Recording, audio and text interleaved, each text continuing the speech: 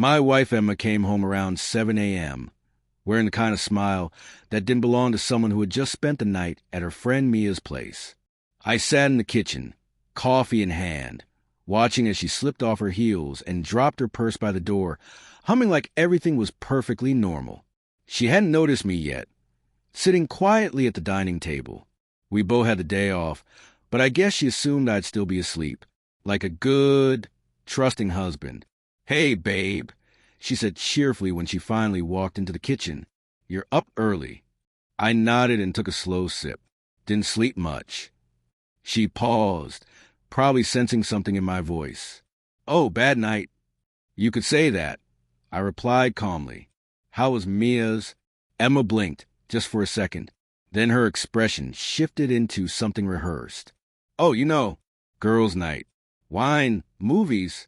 We stayed up late talking. "Sounds fun," I said, letting it hang there. Strange, though. Mia posted on Instagram that she was in Toronto with her boyfriend. Her smile faltered. "Right? Yeah, she left yesterday morning." I forgot. I was actually with her roommate, Kayla. I nodded slowly. "Kayla, huh? She still have that silver Jeep?" "Yeah, I think so," Emma replied more cautiously now. "Interesting," I said, "because I saw you get into a black BMW outside the Haven Hotel around midnight." Her face turned pale. "You what?" "I followed you," I said simply. "You left the house at 10:30, said you were grabbing drinks with Mia. I waited until 11 o'clock, then checked her stories. Saw she was 300 miles away. So I followed you." She said nothing, her jaw tightening, hands trembling slightly. "I saw you meet him in the lobby," I continued. "Saw you kiss him before you even reached the elevator." "It's not what you think," she began. "No," I interrupted, "because what I think is that my wife cheated on me with someone she's probably been seeing for weeks, maybe months. And what I know is that you spent the night in a hotel with him."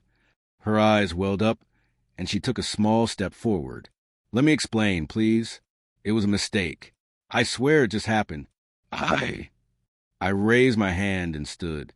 "You don't need to explain. I already know more than enough." She looked down, ashamed, or at least pretending to be. "It was one night. It didn't mean anything. I don't know why I did it. I've been feeling disconnected. Lonely." "Disconnected?" I echoed. "I begged you to go to therapy with me. I asked you to talk to me, to open up. You shut down every time." She sniffled and reached for my hand. "I know I messed up, but please, can we talk about this? Can we work through it?" That's when I gestured toward the dining table. Her eyes shifted toward it, slowly settling on a manila folder I'd placed there before she walked in. She stepped closer and opened it. Her breath caught.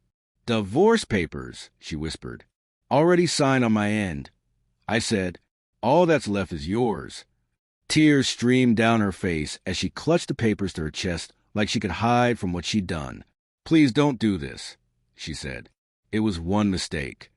"Was it," I asked, "or just the one you got caught for?" She looked shattered, standing in the same kitchen we'd cooked in together for 6 years. Her hands were trembling. She couldn't look me in the eyes. "I never wanted this," she whispered. "But you chose this," I said.